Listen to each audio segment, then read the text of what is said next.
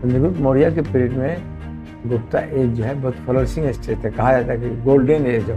तो ये कैसे प्रमाणित कीजिएगा कि वो गोल्डन एज था इतिहास का? वेलफेयर स्टेट क्या होता है और इंडिया क्यों वेलफेयर स्टेट है? आपने लिखे हैं कि reading biography and autobiography of police officer. Biography और ऑटोबायोग्राफी में क्या डिफरेंस है?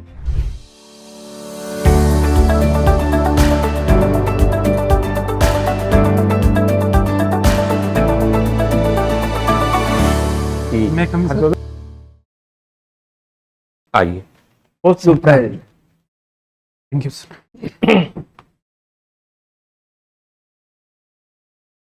विक्रमाजीत थी। Yes sir.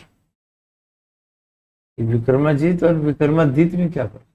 विक्रमादित्य और विक्रमाजीत में क्या फर्क? विक्रमजीत का मतलब तो है जो विक्ट्री से संबंधित है, जो विक्रमजीत विक्रम विक्ट्री से विक्ट्री विक्रमजीत। विक्ट्री से जुड़ा हुआ है ये शब्द यस सर।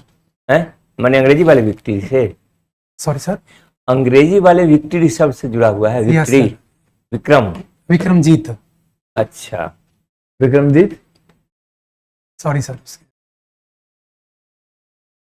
विक्रमादित्य का नाम सुने हैं? Yes sir. इतिहास आपको सब्जेक्ट है, यस सर। इसलिए ना विक्रमादित्य को जा रहे हैं, विक्रमजीत को ले जा रहे हैं विक्रमजीत के पास। Yes sir. कब विक्रमजीत कौन थे? और सर वैसे तो इतिहास में भारत में 14 विक्रमादित्य थे जो उपाधि धारण किए थे, हाँ, जिसमें सबसे प्रसिद्ध समुद्रगुप्त हुए, सॉरी चंद्रगुप्त द्वितीय। चंद्रगुप्त द्वितीय, यस। उन्हीं को कहा जाता है विक्रमजीत।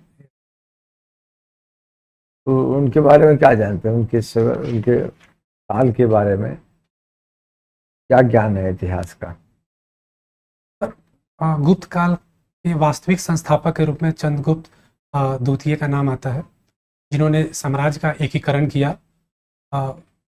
विशेषकर जो महाराष्ट्र का क्षेत्र था वहां तक उन्होंने जीत करके ये विक्रमादित्य ने किया? चंद्रगुप्त विक्रम ये यस सर।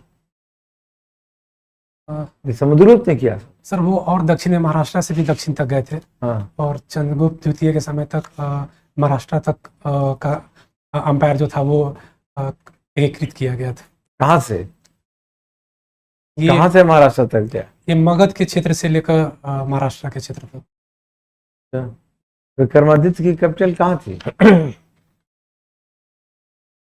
सॉरी सर, अभी ध्यान नहीं याद है। चंद्रगुप्त मौर्य के पीरियड में गुप्ता एज जो है बहुत फ्लोरिशिंग स्टेज था, कहा जाता है कि गोल्डन एज हो। इन्हीं के पीरियड एक्सपीडिशंस के पॉइंट में तो समुद्रगुप्त था, तो विक्रमादित्य जो है या चंद्रगुप्त मौर्य सेकंड, चंद्रगुप्त द्वितीय, उन्हीं को विक्रमादित्य भी कहते हैं। तो बताइए ये कैसे प्रमाणित कीजिएगा कि वो गोल्डन एज था इतिहास का?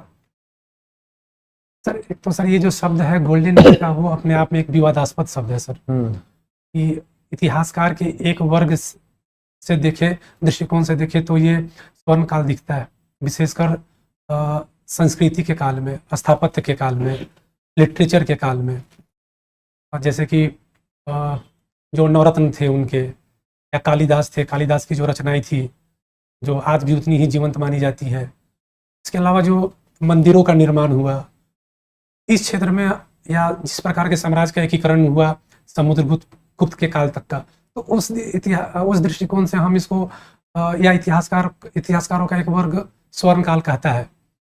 लेकिन अगर हम दूसरे दृष्टिकोण से देखें, कौन दृष्टिकोण? मार्क्सवादी दृष्टिकोण से। अच्छा। तो उनका ये कहना है कि इतिहास सिर्फ महल के दृष्टिकोण से या राजाओं के दृष्टिकोण से या दरबारियों के दृष्टिकोण से नहीं लिखा जाना चाहिए, आम लोगों की स्थिति भी देखी जानी चाहिए। जैसे उस समय कालांतर में गुप्तोत्तर काल में मुद्रा की वैल्यू लगातार गिर रही थी। वो तो बाद में ना, इनके पीरियड में मुद्रा की वैल्यू थी ना। Yes sir. क्या उसमें थे कि गोल्डन कहने का, गोल्डन कहने वालों ने प्रमाण भी दिए है ना। Yes sir. कहाँ हैरास हो रहा था, कहाँ डिटरेशन आ रहा था? मुद्रा की स्थिति में डिटरेशन नहीं था। सोने के सिक्के मिले, इसका मतलब कि बहुत इकोनॉमी बहुत फ्लरिशिंग थी, तब उसका सोने के सिक्के थे, प्रमाण है। लिटरेचर सब उसी पीरियड में तैयार हुए, अब सब एक इंटेलेक्चुअल्स हुए। हाँ, अब जब कहाँ नहीं था ये गोल्डन एज, वो फैक्टर आप बताइए जो मार्क्सिस्टों का कहना है, बताइए। जैसे सामंतीवादी प्रवृत्तियों का धीरे धीरे भाई, जन्म हाँ, तो कहाँ पर नहीं था, सामंती परिवादी आ गई तो उसका इम्पैक्ट कहाँ पड़ा? कृषकों पे पड़ा। सोसाइटी, समाज जो है, समाज में वो ये सब इविल्स आ गए, उसी में हैव नॉट्स, एक्सप्लॉयटेशन, गरीब अमीर, आम पब्लिक की दशा अच्छी नहीं थी। जैसे अब कहते हैं ना हम लोग, अब यहाँ जो लोग सरकार पक्ष में कहते हैं कि हमारी इकोनॉमी वर्ल्ड की 5th इकोनॉमी है, 3rd इकोनॉमी हो जाएगी, लेकिन इसके क्रिटिक क्या कहते हैं कि क्रिटिक ये कहते हैं कि ये इकोनॉमी है, कुछ लोगों को धन था और वो मल्टी मिलियनर्स की संख्या बढ़ गई, लेकिन जो आम पब्लिक है, गरीब थी तो गरीब हो गई और गरीबी बढ़ गई, पर कैपिटा इनकम कम है। क्रिटिक्स इस युग को भी कहते हैं, दोनों अपने एंगल से कहते हैं। तो ये अलग चीज है, लेकिन अब हम तो सिंपल पूछा, ठीक है आप कह सकते हैं, आपका व्यू ये है कि कुछ स्टूडेंट करना है। सोशल कंडीशन, समाज के कंडीशंस में सभी वर्ग खुश नहीं थे। वर्ग में एक्सप्लॉयटेशन, गरीबों के साथ कास्टिज्म, फ्यूडलिज्म, हिंदू धर्म में जितने रिचुअल्स, जितने कॉम्प्लिकेशंस, मनुस्मृति भी तो इसी धर्म बनी थी ना। Yes sir. मनुस्मृति कब लिखी गई थी? सर गुप्तोत्तर काल में। गुप्तोत्तर में लिखी गई थी, ये गुप्त काल में लिखी गई थी। Sorry sir, detail. मनुस्मृति में क्या लिखा हुआ है? मनुस्मृति एक प्रकार का उस समाज के हर एस्पेक्ट्स को टच करता है। समाज के हर हायरार्की को, हर एस्पेक्ट को, हर एस्पेक्ट को, हाँ। उसमें लॉ से भी संबंधित बातें हैं, हम्म। महिलाओं की दशा के बारे में वर्णन है, शूद्रों की दशा के बारे में वर्णन किया गया है, आदि आदि। अच्छा, आप वेलफेयर ऑफिसर है ना अभी? Yes sir. ब्लॉक अभी हैं ऑलरेडी। हाँ Yes, sir. हैं, ब्लॉक वेलफेयर ऑफिसर। तो ये वेलफेयर शब्द कब से क्या आया मतलब? मतलब इतिहास में? वेलफेयर ऑफिसर होने से क्या, किनके वेलफेयर के लिए आप वहाँ पर कार्य? अनुसूचित जाति जनजाति। केवल उन्हीं के? Yes sir. वेलफेयर स्टेट क्या होता है और इंडिया क्यों वेलफेयर स्टेट है? Yes sir. पर जहाँ पे मूल उद्देश्य जनता के कल्याण में निहित होता है, उसको कल्याणकारी राज्य के रूप में जाना जाता है। और इंडिया को इसलिए कल्याणकारी राज्य कहा जाता है जिसकी छवि हमें डीपीएसपी में भी दिखता है, जहाँ पे कहा गया है कि राज्य का यह कर्तव्य है कि वो ध्यान रखे कि संपत्ति का केंद्रीकरण किसी एक व्यक्ति के हाथ में ना हो, समान कार्य के लिए समान वेतन हो, जो वंचित वर्ग या सुभेद वर्ग हैं उनके इलाज के लिए व्यवस्था हो, प्रसूतियों को सहायता हो, कामगारों को उचित दर मिले, वर्क में या इंडस्ट्री में उनका इक्वल पार्टिसिपेशन हो। तो ये जितनी अच्छी अच्छी बातें हैं वो तो हर देश में होगी। कोई देश यह घोषित करेगा क्या कि हमारे यहाँ देश में असमानता हो, लोग सही ढंग से न रहें? ऐसा कोई देश तो घोषित नहीं करेगा, सारे देश घोषित करेंगे ना। Yes sir. पार्टिकुलरली इंडिया को वेलफेयर स्टेट के ऊपर अन्य देश भी कल्याणकारी है, क्योंकि उनका भी उद्देश्य जनता के कल्याण में ही निहित होता है। या चाइना है या नहीं वेलफेयर स्टेट? वहाँ की सरकार वहाँ के लोगों का कल्याण करती होगी कि नहीं? Yes sir. चाइना की आर्थिक स्थिति पहले हम लोगों के बराबर थी 1991-92 के आसपास, अब उसकी इकोनॉमी हमसे कई गुना ज़्यादा बढ़ गई। क्या वहाँ के तौर तरीके अपनाकर हम भी अपने देश को आगे बढ़ा सकते हैं? सर शायद नहीं। नहीं को जस्टिफाई करिए। Yes sir. भारत में सर मौलिक अधिकार को ज़्यादा वरीयता दी गई है। अच्छा। साथ में जनता के कल्याण को भी ध्यान में रखा गया और विकास को भी ध्यान में रखा गया। तो हमारे यहाँ चूँकि डाइवर्स सोसाइटी है, तो उसको हम one size fit for all के लिए हम उस कंसेप्ट को नहीं लागू कर सकते हैं। चाइना में क्या है? चाइना में एक ही कानून सबके लिए है, वहाँ विविधता को महत्व नहीं दिया जा रहा है क्या? तो सर जैसे कि हमारे यहाँ विभिन्न प्रकार के धर्म हैं, वैसी धार्मिक विविधता हमें वहाँ देखने को नहीं मिलती है। चाइना में किस धर्म के लोग हैं? तो धर्म है, धर्म का भी। कौन धर्म? सॉरी सर, मैं अभी भूल रहा हूँ। वहाँ तो बहुत लोग धर्म को मानते भी नहीं है। हाँ, यही है, धर्म ही नहीं है वहाँ। बौद्ध धर्म का भी कुछ प्रभाव है वहाँ पे। कुछ प्रभाव है, नास्तिक लेकिन भी मेजर लोग तो, मेजर पॉपुलेशन तो वहाँ अधार्मिक कही जाती है। क्या बड़ी सारी ईश्वर में विश्वास करते होंगे कि नहीं, या नहीं वो अधार्मिक लोग ईश्वर की सत्ता में, जहाँ उसे नाम जो भी दे दें?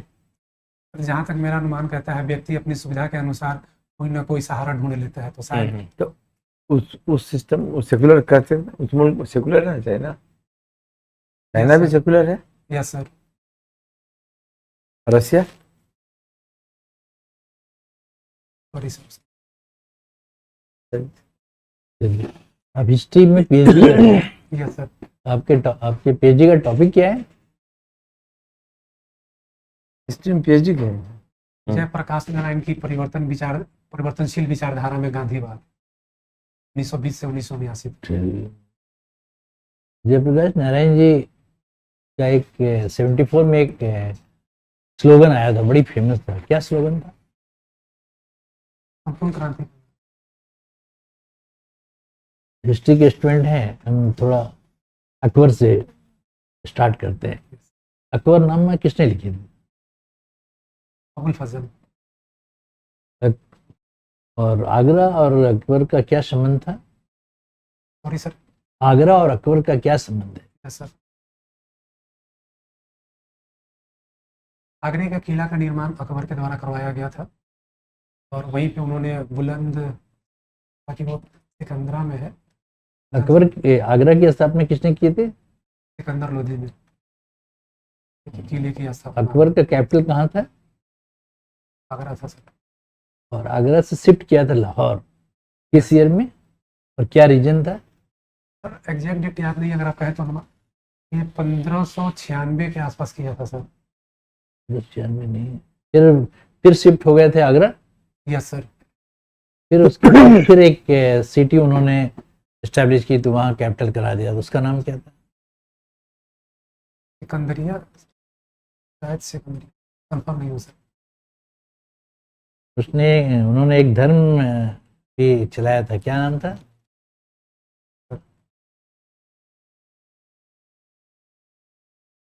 भूल रहा हूँ उसका नाम। एक बहुत ही प्रोमिनेंट हिंदू जो उनके कोर्ट के थे, उन्होंने भी वो अपनाया था धर्म का नाम बताइए। मान सिंह। आपने लिखे हैं कि reading biography and autobiography of police officer. Yes sir. Biography और ऑटोबायोग्राफी में क्या डिफरेंस है? ऑटोबायोग्राफी जो अपनी जीवनी के बारे में खुद लिखे, बायोग्राफी की उनकी जीवनी के बारे में कोई और लिखे। एक दो चार प्रोमिनेंट पुलिस ऑफिसर का नाम बताएं जो पुलिस महकमे में बड़ा नाम कमाए। Yes sir. कोई भी इंडिया के होना चाहिए। जूलियो रिबेरियो, ठीक है। किरण बेदी, विजय कुमार, रुस्तम जी, रुबीरो साहब का कोई बुक का नाम बताएं। Bullet for bullet. ठीक है सर।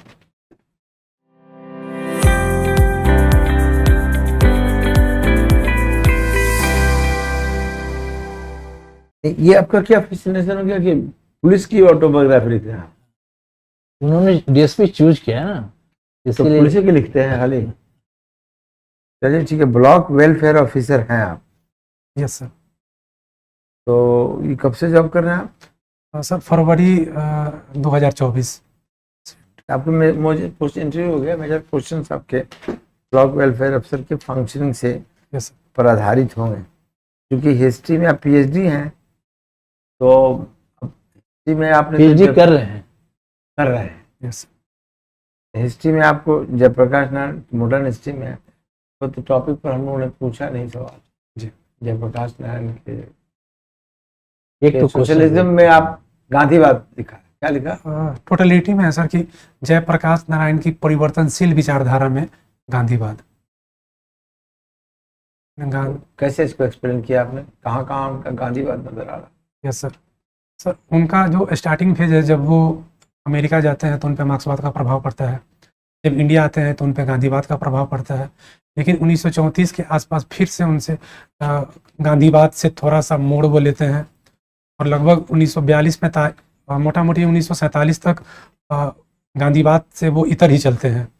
फिर एक बार आज़ादी के बाद उनमें गांधीवाद का प्रभाव दिखता है और एक बार पुनः 1975 के आसपास थोड़ा सा गांधीवाद से वो तर लेते हैं। कांग्रेस स्वराज पार्टी जो थी, कांग्रेस स्वराज पार्टी सुना है ना?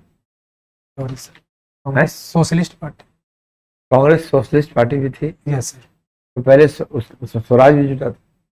Yes sir. Congress socialist Swaraj party उसका नाम था। तो कांग्रेस सोशलिस्ट पार्टी के कौन थे संस्थापक?